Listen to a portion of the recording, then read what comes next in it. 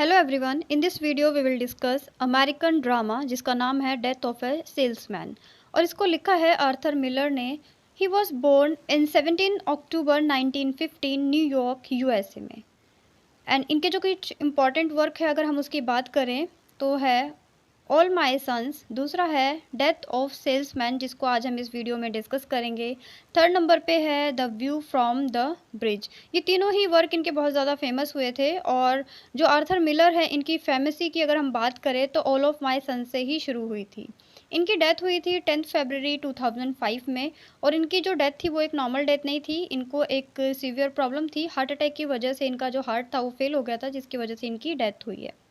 Novel को start करने से पहले डिस्कस करते हैं कि इसमें हम किन किन टॉपिक्स को कवर करेंगे। नोवेल में हम इसके टाइटल को, इसके थीम्स को, जो भी इसमें बताया गया है, इसकी समरी को और करेक्टर्स के बारे में डिस्कस करेंगे वन बाय वन।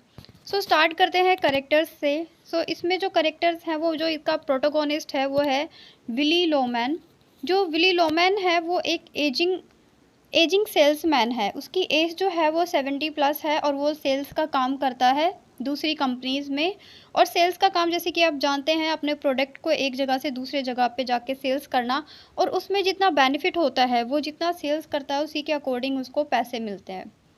जो विली है उसकी कोई फिक्स सैलरी नहीं है, उसके काम के अकॉर्डिंग जितना वो सेल करेगा उसी के अकॉर्डिंग उसको पैसे मिलते हैं, जिसकी वजह से जो उसकी फैमिली की इकोनॉमिक कंडीशन है वो ज़्यादा अच्छी नहीं है।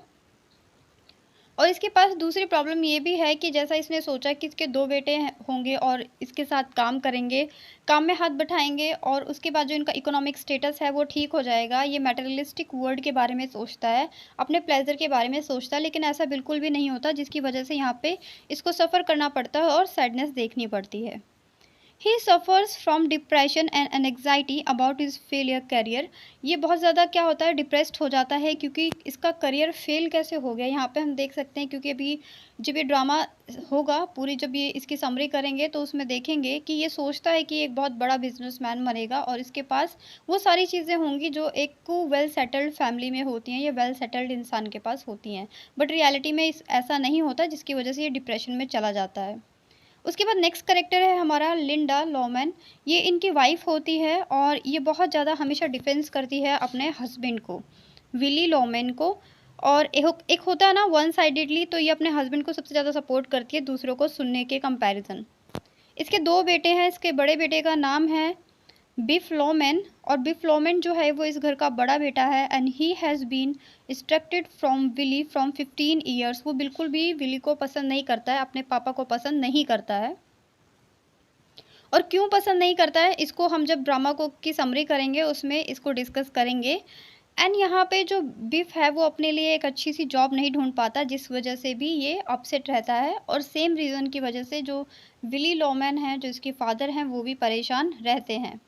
जो बिफ है उसके पास उसके फादर का एक सीक्रेट भी है। अब वो सीक्रेट क्या है उसको भी हम ड्रामा के अंदर ही डिस्कस करेंगे। नेक्स्ट डिस्कस करते हैं हमारा जो अगला करेक्टर है वो है हैप्पी लोमैन, जो कि इनका छोटा बेटा है विली लोमैन और लिंडा लोमैन का। जो हैप्पी लोमैन है वो यंगेस्ट है और वो वुमेनाइज्ड है, वो सेक्सुअलिटी की तरफ ज़्यादा इंटरेक्टेड है और वो भी जॉबलेस है। तो यहाँ पे आप देख सकते हैं कि जो विली लोमैन है उनकी परेशानियाँ किस तरह से बढ़ी हुई हैं। एक तो वो खुद बहुत ज़्यादा अच्छी जॉब पे नहीं है, दूसरी बात जो उनके दोनों बेटे हैं वो भी ऐसे ही हैं। अब नेक्स्ट करेक्टर जो है हमारा वो है बेन लोमैन। और बेन लोमैन कौन है? विलीज़ एल्डर ब्रदर। जो विली है, जो हमारा प्रोटोगोनिस्ट है, उसका बड़ा भाई।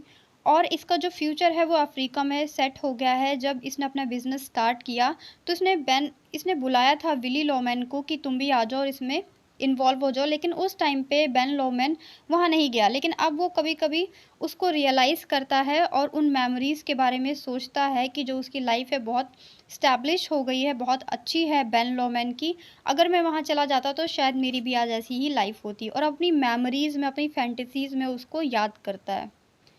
जो लास्ट करेक्टर है हमारा वो है बर्नार्ड। अब बर्नार्ड क्या है, बर्नार्ड कौन है, इसके बारे में हम डिस्कस करते हैं। तो विली का एक पड़ोसी है जिनका बेटा है बर्नार्ड, और जो बर्नार्ड है वो बहुत ज़्यादा स्टैब्लिश्ड है और वो उसके पास एक अच्छी जॉब है। यहाँ पे इस कैरेक्टर को इसलिए दिखाया गया है कि कहीं न कहीं जो विली लॉमेन है, वो अपने बेटे बिफ और हैप्पी को इसके साथ कंपेयर करता है बर्नार्ड के साथ। वो सोचता है कि अगर मेरा जो बेटा है वो भी इसी की उम्र का है, उसे भी ऐसा ही बनना था। लेकिन कहीं न कहीं वो अपने आप को भी ब्लेम करता है जो विली है, क्योंकि उसकी वजह से जो उसका बेटा है बिफ, वो उससे इतना दूर हो गया जब से वो 15 ईयर्स से था। तो ये तो हुई इसके कैरेक्टर्स की बात। अब हम इसकी समरी पे आते हैं, डिस्कस करते हैं इसकी समरी को। तो ये जो ड्रामा है वो स्टार्ट होता है कि विली एक दिन अपने काम से घर आता है और एक बिज़नेस ट्रिप से घर आता है और उसकी बिज़नेस ट्रिप फ़ेल हो जाती है। वो जिस काम के लिए गया था वो फ़ेल हो जाती है और उसके बाद जो उसका माइंड है वो बहुत डिप्रेस्ड होता है। अपने घर में आने के बाद वो किचन में जाता है कि कुछ खाने पीने के लिए, लेकिन वहाँ पे उसको एक हेलुसिनेशन होता है। यहाँ पे उसे लगता है वो अपनी मेमोरीज़ में चला जाता है और पुरानी बातों को सोचने लग जाता है। वो अपनी फेलियर को सोचने लग जाता है कि किस तरह से जो उसका ट्रिप था वो फ़ेल हो गया, या किस तरह से वो लाइफ में फ़ेल हो गया। जो उसे करना चाहिए था वो वहाँ तक नहीं पहुँच पाया। उसकी जो हेल्थ कंडीशन होती है वो ख़राब हो जाती है और मेंटली भी कहीं न कहीं वो टूट जाता है। अब जो लिंडा है, जो उसकी वाइफ़ है, वो बताती है अपने बेटों को कि जो उसके पापा हैं विली, उनकी तबीयत ठीक नहीं है और उन्होंने सुसाइड अटेम्प्ट करने की भी कोशिश की है। ये सारी बातें लिंडा बताती है अपने दोनों बेटों को, बिफ लॉमेन और हैप्पी लॉमेन को। यहाँ पे जो सुसाइड कमिट करने की कोशिश है, यहाँ पे लिंडा बताती है कि वो सुसाइड इसलिए कर रहे हैं ताकि जो हमारे ऊपर कर्ज है, जो हेल्थ इंश्योरेंस करवाया हुआ है, अगर वो सुसाइड करेंगे, उनकी डेथ हो जाएगी तो वो इंश्योरेंस मिलेगा और उसके बाद वो जो कर्जे हैं जो उन्होंने लिए हुए हैं वो उसको शॉर्ट आउट कर सकते हैं। यहाँ पे भी देख सकते हैं कि जो दोनों बेटे हैं उनको इस बात से कोई ज़्यादा फ़र्क नहीं पड़ता और जो बिफ है वो थोड़ा सा इमोशनल होता है और बोलता है कि अब वो कहीं बाहर काम नहीं करेगा, वो अपना बिज़नेस शुरू करेगा। वो जिसके साथ काम करता था उनसे कुछ पैसे उधार लेगा और अपना काम शुरू कर देगा। बिफ की ये बातें सुनकर जो विली लॉमेन है उनके अंदर थोड़ा सा एक्साइटमेंट आता है। जीने की तरफ वो बढ़ते हैं और सोचने लग जाते हैं फिर से अपने ख़्यालों में कि जब उनका बेटा बिज़नेस करेगा तो वो किस तरह से मटेरियलिस्टिक वर्ल्ड को या फिर जो प्लेजर की चीज़ें हैं वो उनको ख़रीद सकते हैं और उनकी जो लाइफ है वो किस तरह से चेंज हो जाएगी। इसके बाद विली जो है वो अपने बॉस के पास जाता है और वहाँ पे डिस्कस करता है कि उसे ऑफिस में ही काम दे दिया जाए, क्योंकि जो उसका काम है सेल्समैन का, अब उसकी जो एज है वो 70+ है और वो इतना भाग दौड़ी का काम नहीं कर सकता, जिसकी वजह से उसे ऑफिस में बैठने का कोई काम दे दिया जाए, चाहे सैलरी उसको कम मिले। लेकिन इस बात पे जो उसका बॉस है हावर्ड, वो मना कर देता है। विली के ज़्यादा बोलने के बाद वो इतना एग्रेसिव हो जाता है उसका बॉस कि उसे काम से ही निकाल देता है। अब इसके बाद वो घर आता है और कहीं न कहीं दोबारा से वो डिप्रेशन की ओर चला जाता है, क्योंकि वो पहले से ही परेशान था और अब उसकी नौकरी जो थोड़े बहुत पैसे देती थी वो भी उसके हाथों से निकल गई है। यहाँ पे जो विली है वो सोचता है कि ये जो बर्नार्ड है और जो इसका बेटा है दोनों साथ ही पढ़ते थे और दोनों के जो एज लेवल है वो भी दोनों का सेम है। दोनों का एजुकेशन भी स्टार्टिंग में एक ही स्कूल से शुरू हुई थी, लेकिन जो बिफ की हालत है वो ख़राब हो गई और इसकी वजह वो खुद को मानता है, क्योंकि उसने पढ़ना लिखना छोड़ दिया और उसका रीज़न विली का बिहेवियर है। एक बार जब वो 15 साल का था बिफ, तो उसे पता चला कि जो उसके फादर हैं उसके रिलेशन किसी और लेडी के साथ हैं, उसकी एक गर्लफ्रेंड है। और जब से बिफ को ये पता चला उसके अंदर का जो एग्रेशन है वो बढ़ता गया अपने पिता विल को लेकर। बिफ को लगा कि उसकी माँ लिंडा को ये धोखा दे रहा है और ना तो ये अच्छा एक पिता है और ना ही एक अच्छा हस्बैंड है। तब से ही बिफ और विली के रिलेशंस ख़राब होते चले गए। अब शाम का टाइम होता है और तीनों एक साथ डिनर पे मिलते हैं। तीनों यहाँ पे बात हो रही है दोनों बेटों की, बिफ लॉमेन और हैप्पी लॉमेन और विल लॉमेन, ये तीनों एक साथ डिनर पे मिलते हैं। और यहाँ पे जो विल है वो बताता है कि किस तरह से उसकी नौकरी चली गई है जब उसने ऑफिस वर्क की बात की। और इसके बाद बिफ भी बताता है कि जो उसने पैसे उधार लेने की बात की थी उसे पैसे नहीं मिले और उसे भी वहाँ से खाली हाथ ही आना पड़ा। अब यहाँ पे टेबल पे बैठे बैठे ही दोनों बाप बेटों के बीच जो 15 साल पहले का एग्रेशन था वो दोबारा से स्टार्ट हो जाता है बिफ और विली के बीच में, क्योंकि दोनों स्टार्टिंग से भी एक दूसरे को ज़्यादा पसंद नहीं करते थे दोनों की हरकतों की वजह से। और दोबारा से अपनी पुरानी यादों को सोचकर ही दोनों एक दूसरे से एग्रेशन से बढ़ जाते हैं और जो दोनों बेटे होते हैं वो दोनों वहाँ से चले जाते हैं। फिर से विल हेलुसिनेशन में चला जाता है। हेलुसिनेशन में जाने के बाद उसको बेन की याद आती है। बेन ब्रदर होता है, हमने इससे पहले कैरेक्टर में डिस्कस कर लिया कि जो बेन है वो ब्रदर है विली का, जिसने अपना एक अच्छा बिजनेस स्टैब्लिश कर लिया और उसने बुलाया था विल को कि वो आए और उसके साथ काम करे, लेकिन उस टाइम पे वो वहाँ पे नहीं गया। जब जब विली हेलुसिनेशन में जाता है तो उसे अक्सर अपने भाई की मेमोरीज आती हैं, उसे फैंटेसीज़ को सोचने लग जाता है। इस तरह से दिखाया गया है यहाँ पे। अब कंडीशन ख़राब होने के बाद विली अपने घर वापस आता है और थोड़ी देर बाद उसके दोनों बेटे भी वापस आते हैं, लेकिन जो उनकी माँ लिंडा होती है वो दोनों बेटों को जैसे ही वो आते हैं उन्हें डांटना शुरू कर देती है और उन्हें बताती है कि किस तरह से तुम अपने पिता को अकेले छोड़कर चले आए थे। दोनों बेटों को थोड़ी बहुत अपनी गलती का रियलाइजेशन होता है और वो दोबारा से विल के पास माफ़ी मांगने के लिए जाते हैं। तो देखते हैं कि जो कोर्टयार्ड है वहाँ पे उनके पिता पता नहीं क्या पौधों के पास बैठकर कर रहे हैं। तब यहाँ पे जो बिफ है वो बोलता है कि अपने फादर को कि आप अमेरिकन ड्रीम देखने की आदत छोड़ दीजिए।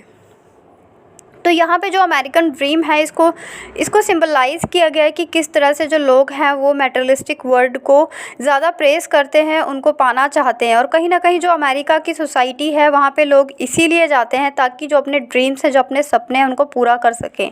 और हर एक इंसान का एक ही सपना होता है कि वो रिच पर्सन बने, उसके पास सारी वो चीज़ें हों जो कि उसके पास होनी चाहिए। तो यहाँ पे जो विल है वो भी इन्हीं सपनों के साथ यहाँ पर आया था, इन्हीं सपनों के साथ उसने काम शुरू किया था, लेकिन उसके जो सपने हैं वो सक्सेसफुल नहीं होते।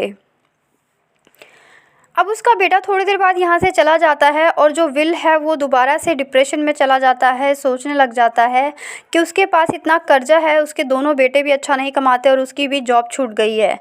अगर उसकी डेथ हो जाए किसी एक्सीडेंट से या किसी वजह से तो जो इंश्योरेंस का पैसा मिलेगा उस पैसे से उसके घर का कर्ज ख़त्म हो जाएगा। इसी सोच के साथ नेक्स्ट डे जो विल है वो जाता है, अपनी कार निकालता है और निकल जाता है रोड की तरफ और एक्सीडेंट में उसकी डेथ हो जाती है। अब यहाँ पे आप देख सकते हैं बिल्कुल एक रियलिटी को शो किया गया है कि किस तरह से अगर किसी का डिप्रेशन लेवल बढ़ जाता है और उसे लगता है कि उसके मरने की वजह से कुछ पैसे आ सकते हैं। यहाँ पे देख सकते हैं आप जो मनी को इम्पोर्टेंस दी गई है कि पैसों को इम्पोर्टेंस दी गई है इंसान से ज़्यादा। अपने करेक्टर्स के थ्रू जो आर्थर मिलर है उन्होंने प्रेजेंट किया है सिचुएशन को, फैमिली कंडीशंस को, इकोनॉमिक स्टेटस को। विल की डेथ के बाद जो उसका फ्यूनरल होता है उसमें ज़्यादा लोग नहीं आते। अब ज़्यादा लोग नहीं आते इससे ये प्रेजेंट करता है कि सोसाइटी में अगर आपके पास पैसा है तो 100 लोग आपके साथ खड़े होने को तैयार होते हैं, लेकिन अगर आप फाइनेंशियली स्ट्रांग नहीं हैं तो आप अकेले ही खड़े होते हैं किसी भी सिचुएशन में। विल के जाने के बाद जो लिंडा है अब उसने देखा कि जो घर था वो भी उसके नाम पर आ चुका है, थोड़ी सी जो कर्ज थे उनके वो ख़त्म हो गए हैं उन इंश्योरेंस के पैसों से जो कि घर में आए थे। दोनों बेटों भी अपने अपनी जगह पे चले गए हैं। अब जो लिंडा है वो अकेली हो गई है। यहाँ पे उसके कर्ज ख़त्म हो गए हैं, उसको घर मिल गया, लेकिन जो उसका हस्बैंड जो विली था वो अब उसके साथ नहीं है और वो फाइनली अब अकेली हो गई है, उसके साथ रहने वाला कोई नहीं है। ये जो ड्रामा है ये यहीं पर ख़त्म होता है। इसमें आर्थर मिलर ने रियलिटी को प्रेजेंट किया है अमेरिकन सोसाइटी की कि किस तरह से वहाँ पे जो लोग हैं वो अपने ड्रीम को सक्सेस करने के लिए काम करते हैं, एक दूसरे को पीछे करने के चक्कर में अपनी लाइफ को इस तरह से बना देते हैं। अगर हम टाइटल की बात करें तो इसका टाइटल का नाम जो है डेथ ऑफ अ सेल्समैन, ये बिल्कुल अप्रोप्रिएट है क्योंकि आप इसमें देखेंगे this title is refers to the death of willies. ये जो टाइटल है ये रेफ़र ही करता है कि जो विली जो इसका मेन प्रोटोगोनिस्ट है उसकी डेथ हो जाएगी। और इस ड्रामा में हम देखते हैं at the end of the drama जो विली है उसकी एक एक्सीडेंटल सुसाइडल मौत हो जाती है।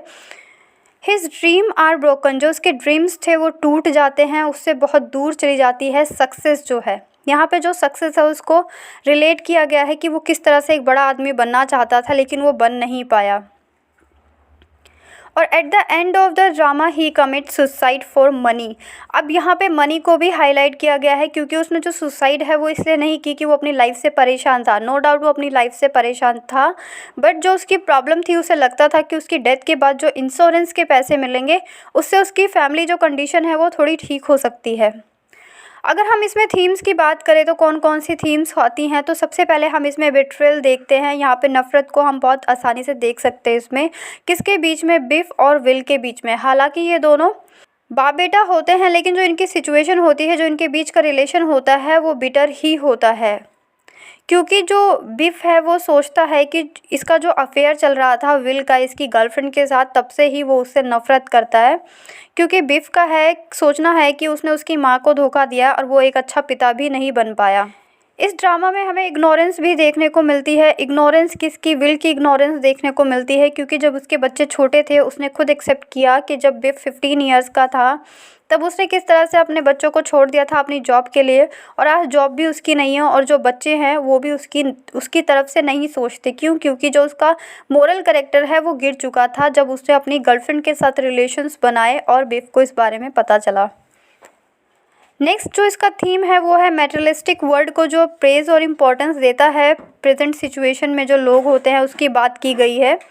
यहाँ पे जो लोग हैं वो अपने डिज़ायर्स को फुलफ़िल करने के चक्कर में लगे रहते हैं, और जो उनकी डिज़ायर्स होती है वो मटेरियलिस्टिक वर्ल्ड को लेके होती हैं। जैसे कि अगर एग्जांपल की बात करें तो एक बड़ी कार होनी चाहिए, एक बड़ा घर होना चाहिए, उस घर में सारी फैसिलिटीज़ होनी चाहिए, ये स्टैंडर्ड होना चाहिए, वो स्टैंडर्ड होना चाहिए, डिज़ाइनर कपड़े होने चाहिए।